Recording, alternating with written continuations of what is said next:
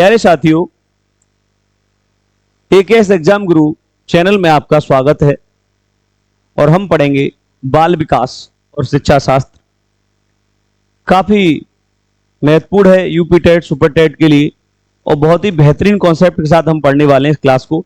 बड़े ध्यान से देखिएगा, अगर आप ढंग से देख भी लेंगे ना क्लास को तो अच्छे से याद हो जाएगी, मुझे ये पूरा भरोसा है। तो आइए शुरुआत करते हैं।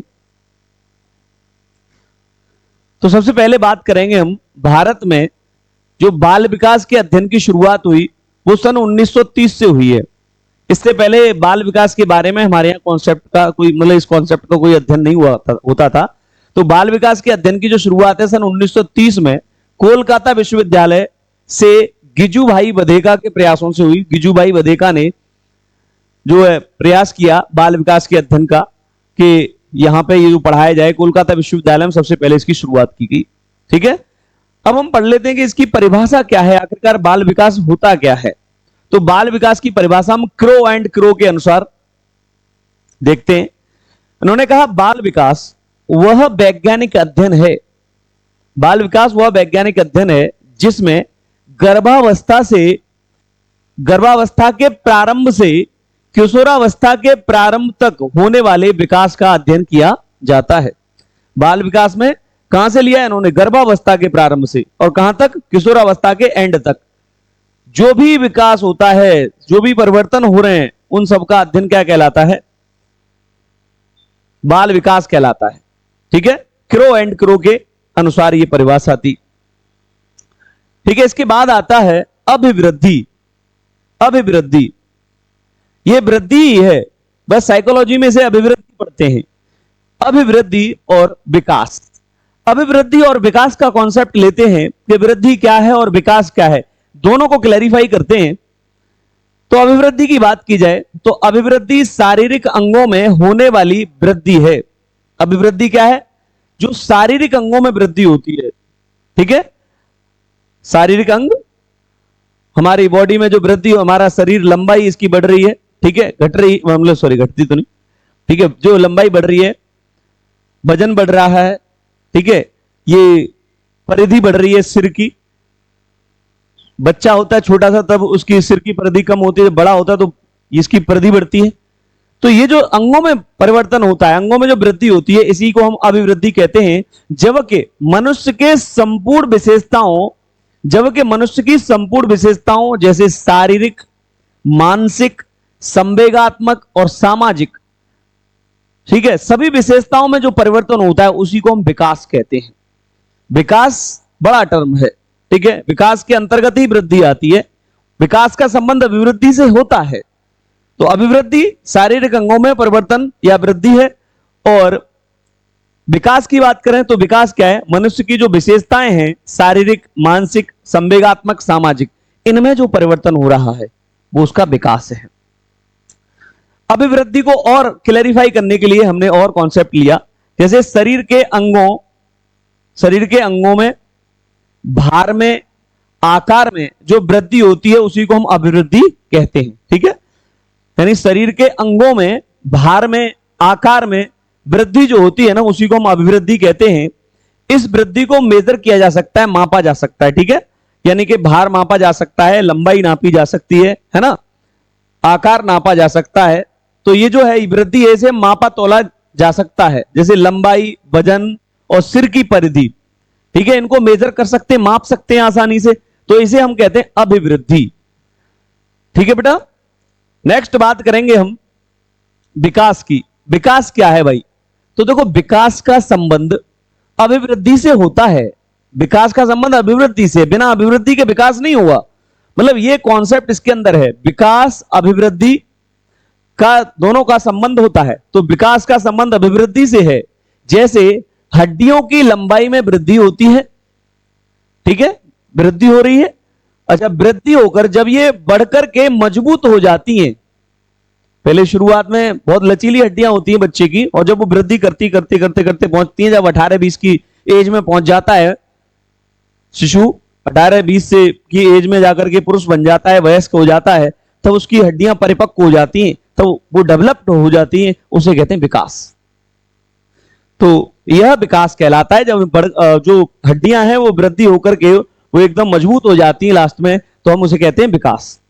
श्रीमती हरलॉक के अनुसार विकास की अगर बात की जाए, हरलॉक के अनुसार जो परिभाषा है, श्रीमती हरलॉक क्या कहती हैं इसमें, विकास में, ठीक है, ये एज इट इज परिभाषा है उनकी, विकास में गर्भ में आने से लेकर, यानी जब शिशु गर्भ में आता है वहां से लेकर मृत्यु तक मानव में जो परिवर्तन होते हैं, ठीक है, वही क्या है बच्चों, विकास। यही विकास कहलाते हैं,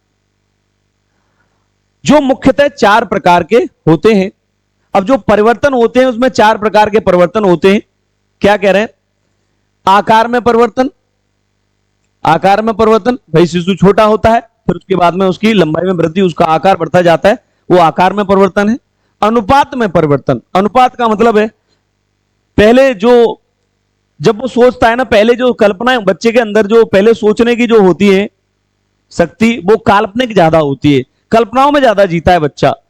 और जैसे जैसे उसकी एज बढ़ती जाती है उसकी कल्पनाएं कम होती चली जाती हैं और रियलिटी में ज्यादा आ जाता है। तो ये अनुपातिक जो उन्होंने अध्ययन किया, वो शुरुआत में जो कल्पनाएं और जब बाद में वो परिपक्वता आ जाती तो वो वास्तविक जिंदगी में जीने लग जाता है, तो उसे कहते हैं अनुपातिक परिवर्तन। अब बात करेंगे पुराने चिन्हों की लुप्तता। अब पुराने चिन्ह लुप्त होते जाते हैं, जैसे दूध के दांत। जब बच्चा छोटा होता है तब उसमें दूध के दांत निकलते हैं, और जब और बड़ा होता जाता है, परिपक्व होता चला, बड़ा हो जाएगा, फिर दूध के दांत गिर जाते हैं और फिर स्थायी दांत आ जाते हैं। तो पुराने चिन्ह लुप्त हो जाते हैं। नए चिन्हों का विकास, और नए चिन्हों का विकास होने शुरू हो जाता है, ये परिवर्तन आते हैं। नए चिन्ह क्या, जैसे दाढ़ी मूछ आ जाना, ये नए चिन्ह ही तो है, ठीक है। तो ये नए चिन्हों का विकास, शरीर के विभिन्न भागों में बाल उग आना, तो ये क्या है, नए चिन्हों का विकास हो जाता है। ये श्रीमती हरलॉक के अनुसार है। अब नेक्स्ट बात करेंगे बच्चों विकास के बारे में थोड़ा और। विकास का संबंध अभिवृद्धि से होता है, जैसे हड्डियों की लंबाई वृद्धि होकर बढ़कर के मौजूद है, विकास कहलाता है, ये हमने पढ़ लिया था पहले। अब हम विकास और अभिवृद्धि में अंतर देखते हैं। भाई ये थोड़ा कंफ्यूजिंग होता है, तो मैंने सोचा आपको विकास और अभिवृद्धि में अंतर और क्लियर कर दें। तो देखो अभिवृद्धि और विकास में अंतर क्या है। तो देखो बेटा, अभिवृद्धि एक निश्चित आयु तक चलने वाली प्रक्रिया है। अभिवृद्धि एक निश्चित आयु तक ही होती है। अभिवृद्धि जैसे मैं बता रहा था, शारीरिक अंगों में वृद्धि। अब भाई साहब आपकी, जैसे आपकी लंबाई है एक निश्चित आयु तक ही बढ़ेगी, 18-20 तक आपकी हाइट बढ़ेगी, फिर उसके बाद नहीं बढ़ेगी। तो ये निश्चित आयु तक चलने वाली प्रक्रिया है। लेकिन विकास जीवन पर्यंत चलता रहता है, क्योंकि ये मानसिक, संवेगात्मक, सामाजिक, ये है, इससे संबंधित है। तो विकास जीवन पर्यंत चलने वाली क्रिया है। आपके विचारों में भी परिपक्वता आती है, वो भी उसके अंतर्गत आएगा, विकास के अंतर्गत। तो अभिवृद्धि एक निश्चित आयु तक चलती है और विकास जीवन पर्यंत चलता है। दूसरी बात करें, अभिवृद्धि संकुचित अवस्था है, या कहें संकुचित अवधारणा है, और विकास व्यापक अवधारणा है। संकुचित मतलब छोटे रूप में, और व्यापक मतलब विस्तार, विस्तार में, ठीक है। तो ये सिर्फ वृद्धि की बात होती है, यहां पर विकास में ये व्यापक अवधारणा होती है। अच्छा, अभिवृद्धि शारीरिक होती है। अभिवृद्धि कैसी होती है, शारीरिक, शरीर में विकास होना, उसका वजन बढ़ जाना, लंबाई में वृद्धि हो जाना, ये शारीरिक होती है। और विकास आंतरिक और बहुपक्षीय होता है। विकास आंतरिक होता है और बहुपक्षीय होता है। बहुपक्षीय मतलब विभिन्न सामाजिक, आर्थिक, सामाजिक हो गया आपका, ठीक है, और मानसिक हो गया, ठीक है, और शारीरिक भी हो गया इसमें विकास के अंदर। तो बहुपक्षीय हो गया, आंतरिक भी है इसमें, बहुपक्षीय है ये, है ना। अच्छा, अभिवृद्धि का कोई निश्चित क्रम नहीं होता है, लेकिन विकास का एक निश्चित क्रम होता है, ठीक है। यानी विकास निरंतरता से उसका डेवलपमेंट जो होता है, विकास जो होता है, वो एक निश्चित क्रम में होता है। यानी कि 2 साल का बच्चा 40 साल की उम्र के व्यक्ति के अनुसार नहीं सोच सकता है। उसके जो परिपक्वता है उसमें वैसी परिपक्वता दूसरी साल, तीसरी साल, चौथी साल में नहीं आती है। वो धीरे धीरे धीरे धीरे परिपक्व होता है वो। तो एक निश्चित क्रम में उसमें विकास होता है, ठीक है। अच्छा, अभिवृद्धि का कोई निश्चित क्रम नहीं होता है, ठीक है, इसका कोई एक निश्चित क्रम नहीं होता। अभिवृद्धि को मापा तोला जा सकता है, आपने पीछे भी पढ़ा, हम किसी की हाइट को नाप सकते हैं, सिर की जो परिधि है उसको नाप सकते हैं, है ना। लेकिन विकास को केवल व्यवहार के साथ, व्यवहार से महसूस किया जा सकता है। व्यवहार को आप मेजर नहीं कर सकते हैं। व्यवहार में जो परिवर्तन आएंगे क्या आप उसे नाप सकते हैं? सामाजिक, मानसिक, संवेगात्मक, ये जो परिवर्तन आएंगे व्यवहार में, क्या आप उसे मेजर कर सकते हैं? नाप नहीं सकते उसको। नाप किसको सकते हैं? अभिवृद्धि को माप सकते हैं, व्यवहार को और विकास को नहीं नाप सकते। और ये छठवां पॉइंट होगा, अभिवृद्धि स्पष्ट दिखाई देती है। भाई साहब, अभिवृद्धि स्पष्ट दिखाई देती है। बच्चा 1 साल का होगा, छोटा सा 2 साल का, और मतलब बड़ा होता चला जाएगा, उसके अकॉर्डिंग आप पता कर लेंगे भाई ये बढ़ रहा है, वृद्धि हो रही है, अभिवृद्धि है। तो अभिवृद्धि स्पष्ट दिखाई देती है, लेकिन विकास स्पष्ट दिखाई नहीं देता। और विकास सबका एक जैसा नहीं होता है, ठीक है? वो आप व्यवहार से महसूस कर लेते हैं। कभी कभार 30 साल का व्यक्ति भी आपसे ठीक से बात नहीं कर पाता है, और कभी कभार 25 साल का भी व्यक्ति भी उसे बहुत अच्छे व्यवहारिक दृष्टि से, व्यवहारिक तरीके से आपसे बात करता है। तो आप बात करके उसके व्यवहार को परख करके आप पता कर सकते हैं कि उसका विकास स्पष्ट हुआ या नहीं हुआ, लेकिन विकास दिखाई नहीं देता। ऐसा नहीं कि अगर कोई 30 साल का व्यक्ति है तो वो एकदम आपसे बहुत बढ़िया से बात करे, सामाजिक दृष्टि से या मानसिक दृष्टि से उसका पूर्ण रूप से विकास हो गया हो, ऐसा जरूरी नहीं है। अभिवृद्धि विकास का ही एक हिस्सा होती है, बिल्कुल सही बात है। विकास होता ही तभी है जब अभिवृद्धि होती है। अभिवृद्धि छोटे भाग हैं, ठीक है? तो अभिवृद्धि विकास का ही एक हिस्सा होती है, और विकास स्वतंत्र एवं चहुमुखी होता है, ठीक है? तो ये इसमें कुछ अंतर थे, इनके बारे में हमने चर्चा की। अब बात करते हैं आगे विकास के सिद्धांतों की। विकास के सिद्धांत, बाल विकास के सिद्धांत। तो बाल विकास के सिद्धांत को जानने से पहले हम थोड़ी सी बात करते हैं परिपक्वता और अधिगम की। परिपक्वता, पाइनोरिटी। देखो, परिपक्वता क्या है? प्राकृतिक जैविक प्रक्रियाएं यह शरीर और मस्तिष्क के स्वाभाविक विकास को नियंत्रित करती हैं, ठीक है? जीवन में किसी विशेष समय पर अपनी क्षमता स्वयं प्रकट करती हैं। अब देखो, प्राकृतिक जैविक प्रक्रियाएं, ठीक है, ये जो शरीर और मस्तिष्क के स्वाभाविक विकास को नियंत्रित करती हैं। धीरे धीरे मस्तिष्क परिपक्व होता चला जाता है, और जीवन के किसी विशेष समय पर ये अपनी क्षमता स्वयं प्रकट कर देती हैं। छोटे बच्चे का डेवलपमेंट नहीं हुआ, परिपक्व नहीं हुआ है विकास उसके दिमाग का, 2 साल में, 3 साल में धीरे धीरे और एक स्थिति ऐसी आती है, हम कहने लग जाते हैं कि अब वो समझदार है बच्चा, तो वो परिपक्वता आ जाती है ना? तो ये जीवन के किसी विशेष स्तर पर अपनी क्षमता स्वयं प्रकट करने लग जाती है, इसी को परिपक्वता कहें हम। अधिगम की बात करें, अधिगम का मतलब होता है सीखना। अधिगम का क्या मतलब है? सीखना। और अधिगम जीवन भर चलने वाली प्रक्रिया है। अनुभव और पर्यावरण के नए ज्ञान और क्षमताएं हम प्राप्त करते रहते हैं। ये क्या है? सब अधिगम के अंतर्गत आते हैं, ठीक है? ये परिपक्वता और अधिगम, ये कॉन्सेप्ट थे इसमें। अब विकास के सिद्धांत में सबसे पहले की बात करें, सबसे पहले विकास क्या है, विकास के सिद्धांत क्या क्या हैं, ठीक है? कुछ महत्वपूर्ण सिद्धांत मैं आपको समझाने वाला हूं। सबसे पहले बात करेंगे विकास क्या है। विकास एक निरंतर प्रक्रिया है। बाल विकास आपने पढ़ा, बाल विकास के अंतर्गत हम पढ़ रहे हैं विकास, विकास के सिद्धांत। और विकास के सिद्धांत में सबसे पहला सिद्धांत क्या है? विकास निरंतर चलता है। विकास का पहला सिद्धांत क्या है? विकास निरंतर चलता है, लगातार चलता रहता है, क्योंकि आपने पढ़ा था ये जीवन पर्यंत चलने वाली प्रक्रिया है। तो विकास जन्म से मृत्यु तक चलने वाली प्रक्रिया है, ठीक है? यह क्या है बेटा? यह विकास क्या है? विकास जन्म से मृत्यु तक चलने वाली प्रक्रिया है। विकास मानसिक सामाजिक बदलाव के रूप को प्रकट करता है, ठीक है? विकास का हर चरण अनुभवों और पर्यावरण से प्रभावित होता है। पहली बात, जन्म से जीवन पर्यंत चलने वाली प्रक्रिया। दूसरा हमने कहा विकास मानसिक सामाजिक शारीरिक बदलाव प्रकट करता है। बिल्कुल मानसिक रूप से, शारीरिक रूप से, सामाजिक रूप से प्रकट होते हैं, स्पष्ट दिखाई देते हैं किसी भी व्यक्ति के अंदर। जैसे जैसे उसमें वृद्धि होती है, उसका विकास होता है, तो वैसे वैसे आपको उसमें लक्षण दिखाई देने लग जाते हैं उसको, कि उसका विकास सही हो रहा है या सही नहीं हो रहा है। ये स्पष्ट दिखाई देने लग जाते हैं हमको, मतलब महसूस होने लग जाते हैं, उससे अनुभव कर सकते हैं हम। अच्छा, विकास का हर चरण अनुभवों और पर्यावरण से प्रभावित होता है। हमारा जो भी विकास हो रहा है, सामाजिक हो, मानसिक हो, ठीक है, हमारा और या शारीरिक हो, पर्यावरण से हम जरूर प्रभावित होते हैं। हमारे चारों तरफ किस प्रकार के लोग हैं, ठीक है, किस प्रकार का वातावरण है हमारे चारों तरफ, ठीक है, उन सब चीजों का हमारे मस्तिष्क पर, हमारे शरीर पर, हमारे विकास पर प्रभाव पड़ता है। ठीक है, अब नेक्स्ट बात करें, ये हो गया विकास एक निरंतर प्रक्रिया है। दूसरा है विकास क्रमबद्ध और क्रमिक होता है।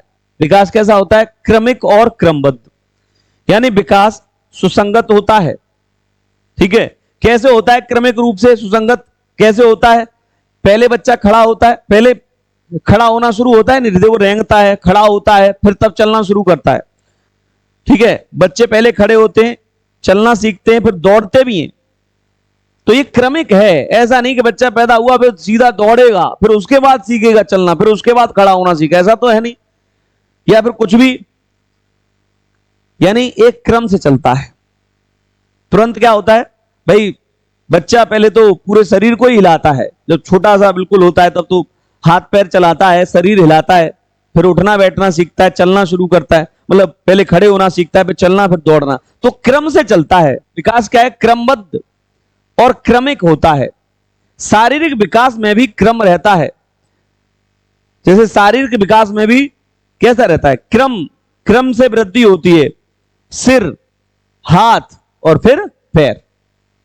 ठीक है, इनमें इनका विकास सबसे पहले सिर का, हाथों पैरों का, इनका विकास होता है। अच्छा, जो विकास जो होता है, पहला तो ये सिद्धांत हो गया विकास निरंतर प्रक्रिया है और ये क्रमबद्ध और क्रमिक प्रक्रिया है, और विकास सामान्य से विशिष्ट की ओर होता है। तीसरा सिद्धांत क्या है? विकास कैसा होता है? सामान्य से विशिष्ट की ओर। तो विकास पहले सामान्य गतिविधियों से शुरू होता है और धीरे धीरे विशेष कार्यों की ओर बढ़ता है। ठीक है, जैसे शुरुआत में जब छोटा शिशु होता है तो पहले पूरे शरीर को हिलाता डुलाता है।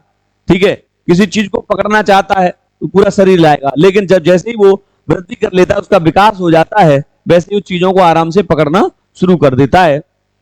तो ये सामान्य से विशिष्ट की ओर होता है।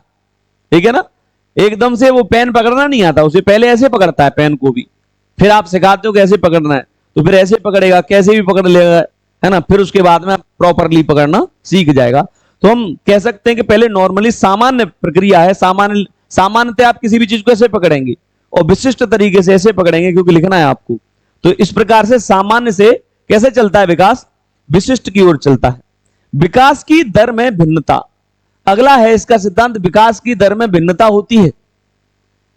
विकास सबका समान नहीं होता है, इसमें कुछ भिन्नताएं भी होती है। जैसे सभी बच्चों का विकास एक समान गति से नहीं होता है। ठीक है, हाथ और पैरों का विकास जल्दी, लेकिन चेहरों और कंधों का विकास धीरे धीरे होता है।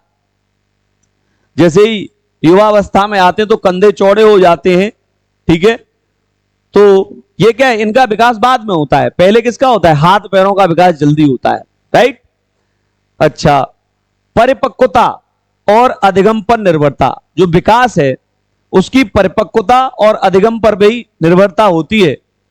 ठीक है, जैविक विकास अनुभव व पर्यावरण से, अधिगम मतलब जैव विकास अनुभव व पर्यावरण से, अधिगम दोनों से प्रभावित होता है। ठीक है, तो जो अधिगम है, अधिगम मतलब सीखना, वो क्या है? दोनों चीजों से, जैव विकास, जैविक विकास, और उसका जो अनुभव है पर्यावरण से, दोनों से प्रभावित होता है। विकास पूर्वानुमानिता, ये अगला सिद्धांत है, विकास पूर्वानुमानिता। ये क्या है विकास की पूर्वानुमानिता? तो देखो, विकास का एक निश्चित पैटर्न होता है। ठीक है, जैसे मोटर कौशल, भाषाई विकास, ठीक है, शारीरिक, ठीक है, फिर भाषाई विकास होते हैं। तो एक विकास की पूर्वानुमानिता जैविक और पर्यावरणीय कारकों से प्रभावित होती है। तो हम ये कह सकते हैं कि जो विकास है किस चीजों पर डिपेंड, विकास क्या होता है? एक इसका एक निश्चित पैटर्न होता है। ठीक है, जैसे इसमें मोटर कौशल और भाषाई विकास इसके अंतर्गत आएंगे। जैविक और पर्यावरणीय कारकों से यह प्रभावित होता है। ठीक है, तो ये विकास पूर्वानुमानता है। देखो, अच्छा, विकास की पूर्वानुमानता में आप ऐसे भी समझ सकते हो, जैसे जैविक, जैसे मान लो किसी के माता पिता हष्टपुष्ट है तो उनके बच्चे भी हष्टपुष्ट ही होंगे, तो ये पूर्वानुमानता में आता है। पूर्व से पहले से ही अनुमान लगा लेते हैं, आप पहले से ही अनुमान लगा लेते हैं कि इनके माता पिता का शरीर, ये इनकी हाइट अच्छी है तो इस बच्चे का भी जो हाइट है वो ठीक ही होगी। वो अगर हष्टपुष्ट हैं तो वो भी हष्टपुष्ट ही होंगे। तो ये जैविक क्रियाएं हो गई, यानी ये क्या है, ये जैविक है। ये पूर्वानुमानता जैविक और पर्यावरणीय कारकों से प्रभावित होती है। तो जैविक कारक तो ये हो गए, मैं माता पिता से उनको जो लक्षण मिल रहे हैं। पर्यावरणीय, जहां पे वो रह रहे हैं उन कारकों से हम अनुमान लगा लेते हैं कि इनका जो लालन पालन है बच्चे का ठीक प्रकार से हो रहा है तो इसका विकास भी ठीक होगा। तो ये पूर्वानुमानता है, इस पे भी ये काम करते हैं हम। और 7वें पॉइंट की बात करें तो बेटा विकास की दिशा और पैटर्न। विकास की दिशा और पैटर्न, तो बेटा एक विकास एक निश्चित दिशा में होता है, एक निश्चित पैटर्न पर होता है। जैसे सिर पहले विकसित होता है, फिर नीचे की ओर अंग, धड़ और पैर विकसित होते हैं, ठीक है। फिर देखो, इसे कहते हैं सिर से पैर तक। और दूसरा पैटर्न क्या है, केंद्र से बाहर। जैसे कि शरीर के केंद्र, सीना, कंधे पहले विकसित होते हैं, फिर बाहरी अंग, हाथ, पैर, उंगली विकसित होते हैं। यानी पहले आंतरिक चीजें डेवलप होती हैं, जब बच्चे का मतलब शरीर का निर्माण होता है तब अंदर से बाहर की तरफ, सेंटर से बाहर की तरफ पहले ये सीना, ये सब, ये कंधे वगैरह ये सब डेवलप होंगे, फिर ये होंगे, राइट। अच्छा, तो ये एक पैटर्न है, इनकी दिशा बता रहे हैं, ठीक है। अच्छा, मैं उधर पीछे बता रहा था कंधे चौड़े होना, ये तो मैं उस हिसाब से बता रहा था जैसे कि बच्चे का जन्म हो गया, पहले इसका ब्रेन का डेवलपमेंट, फिर ये इनका डेवलपमेंट, और ये कंधों का, मतलब ये कंधे हो तो जाते हैं ना, बन तो जाते हैं ना, इनका जो डेवलपमेंट है वो बाद में होता है। यानी ये चौड़े होना ये बाद की बात है ना, ये 13-14 की उम्र में जब होते हैं, ये उसकी बात कर रहे थे हम।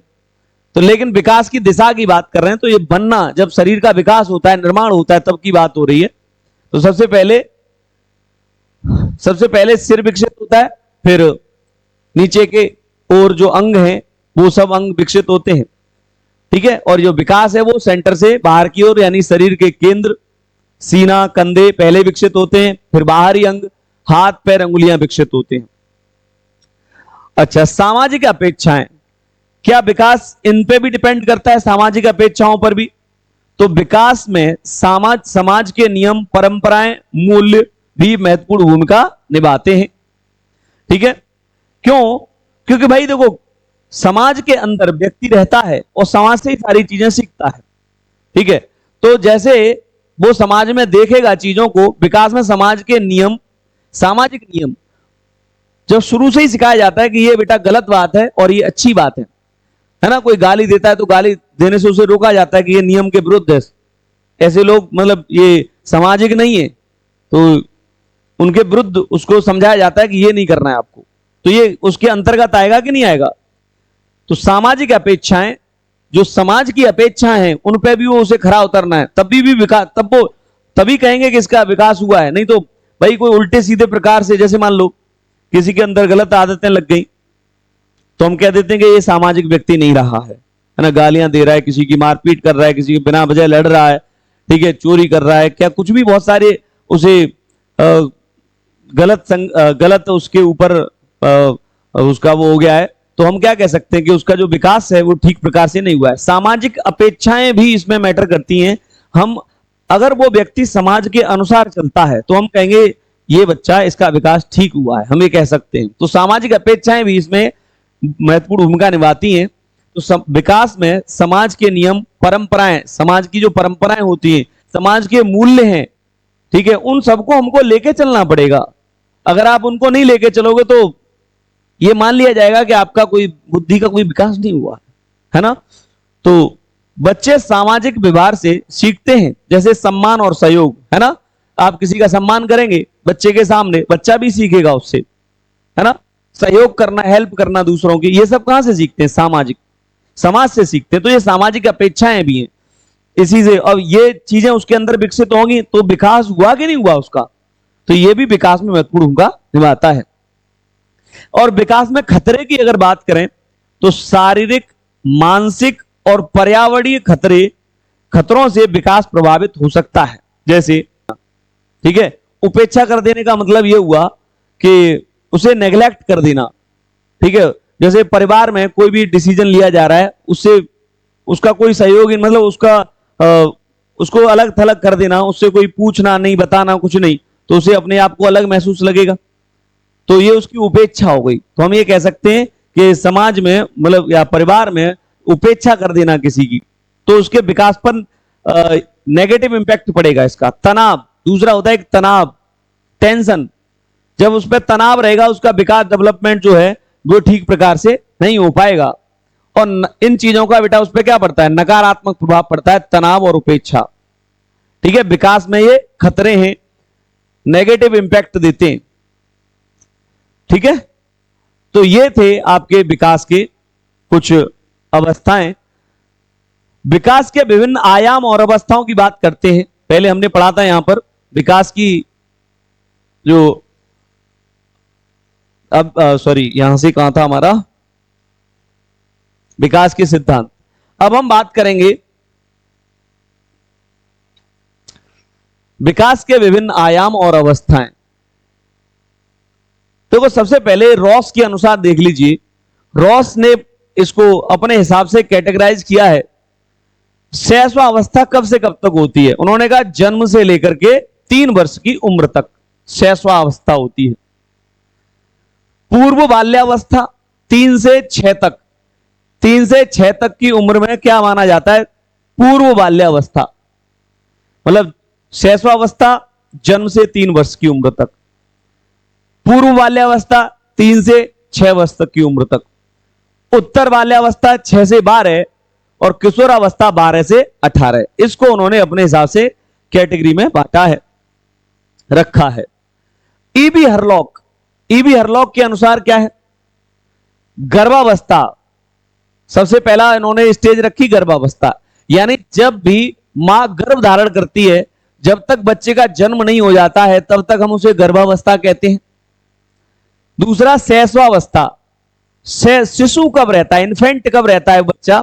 जन्म से 2 सप्ताह यानी 14 दिन तक वो उसे शिशु कहते हैं हम उसको, ठीक है, इसे हम शैशवावस्था कहते हैं उसकी। तीसरा इन्होंने रखा बचपनावस्था, बचपन कब तक रहता है? 2 साल तक रहता है बचपन। 14 दिन के बाद 2 साल तक जो टाइम है वो है बचपन का समय। फिर आती है पूर्व बाल्यावस्था। पूर्व बाल्यावस्था ये है आपकी 3 से लेके 6 वर्ष तक की एज। फिर आता है उत्तर बाल्यावस्था, 6 से लेके 12 उत्तर बाल्यावस्था होती है। और फिर इन्होंने वय संधि, इन्होंने रखी, ये जो वय संधि है इसको इन्होंने 12 से 14 वर्ष की उम्र इन्होंने दिया है इसको। फिर इन्होंने पूर्व किशोरावस्था की कहा है कि 13 14 से लेके 17 वर्ष तक की उम्र पूर्व किशोरावस्था होती है। और ये 18 से 21 वर्ष तक की जो उम्र है वो उत्तर किशोरावस्था होती है। किशोरावस्था यानी उत्तर किशोरावस्था, यानी 17 तक किशोर, और किशोर के बाद में उत्तर किशोरावस्था जो है 17 से बाद की, यानी 18 से 21 वर्ष तक की रहती है। अब प्रौढ़ इन्होंने 21 से शुरू किया है। जब वो प्रौढ़ होगा, वयस्क होगा, 21 से 40 वर्ष तक की उम्र उसकी वयस्क में आती है। और फिर मध्यमावस्था में क्या होता है? ये 41 से 60 वर्ष तक चलती है और 60 वर्ष के बाद वृद्धावस्था शुरू हो जाती है। ये इन्होंने ईवी हरलॉक ने इसको बांटा है। नेक्स्ट, अब सामान्य वर्गीकरण की बात करें तो सामान्य वर्गीकरण में कैसे रखा गया है इनको? तो सबसे पहले गर्भावस्था कब होती है? गर्भ धारण से जन्म तक, यानी जब तक जन्म नहीं हो जाता तब तक गर्भावस्था है। फिर शैशवावस्था 5 वर्ष तक की उम्र है, उसे हम शैशवावस्था कहते हैं। 0 से 5 वर्ष, जब जन्म हुआ उससे 5 साल तक शिशु है बच्चा। फिर बाल्यावस्था क्या है? 6 से 12 वर्ष की उम्र बाल्यावस्था है। और किशोरावस्था 13 से 18 वर्ष है और प्रौढ़ावस्था 19 के बाद की उम्र है प्रौढ़ावस्था। ठीक है ना। अब नेक्स्ट बात करेंगे कुछ महत्वपूर्ण और एक दो बातें मैंने यहां पर आपके लिए नोट की हैं। इसमें हम बात करेंगे, देखो जो बच्चे हैं भाई, कुछ बच्चों के अंदर गलत चीजें भी विकसित हो जाती हैं। तो आपने बाल अपराधी के बारे में आगे हम पढ़ेंगे। तो बाल अपराधी जब बच्चा हो जाता है तो उसके लिए बाल सुधार गृह, सबसे पहले जो बाल गृह की स्थापना की गई वो 1887 में न्यूयॉर्क में की गई। बाल अपराधियों को सुधारने के लिए सबसे पहला बाल अपराधियों को सुधारने के लिए जो बाल गृह की स्थापना हुई सबसे पहले न्यूयॉर्क में हुई। और दूसरा पॉइंट है आपके लिए, जीन पियाजे ने बाल मनोविज्ञान पर सबसे अधिक पुस्तकें लिखी। कितनी? 32। ठीक है, तो आज के लिए इतना ही रखते हैं। मुलाकात होगी नेक्स्ट वीडियो में। Thanks for watching, bye bye, take care.